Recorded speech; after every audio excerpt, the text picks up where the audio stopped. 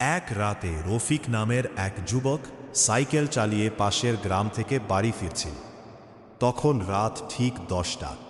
চারপাশে গভীর অন্ধকার, শুধু সাইকেলের হেডলাইটের আলো পথ দেখাচ্ছিল। হঠাৎ রাস্তার মাঝখানে সে দেখল একটি খাটিয়া রাখা। খাটিয়ার উপর সাদা কাপড়ে ঢাকা এক বৃদ্ধ শুয়ে আছে।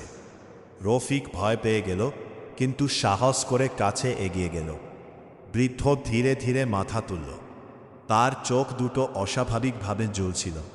তারপর সে ফিসফিস করে বলল, বাবা, আমাকে একটু বাড়ি পৌঁছে দিবি? রফিক ভয়ে কাঁপল, মানবতার খাতিরে রাজি হয়ে গেল।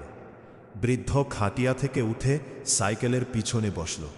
কিছু দূর যাওয়ার পর রফিক অনুভব করল পিছনের লোকটির ওজন যেন বাড়ছে। সে পিছনে তাকিয়ে দেখল বৃদ্ধের জিহ্বা অস্বাভাবিক লম্বা হয়ে গেছে এবং তার পা মাটিতে ঘষা খাচ্ছে।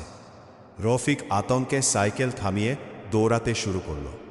তখন বৃদ্ধ বিকট হাসি দিয়ে বলল, আজ তুই বেঁচে গেলি, কারণ তোর গলায় মায়ের দেওয়া তাবিজ আছে।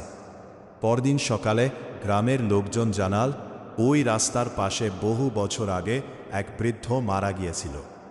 তাদের থেকে রাত 10টার পর সেখানে অদ্ভুত সব ঘটনা ঘটে। সেদিনের পর রফিক আর কখনো রাত 10টার পর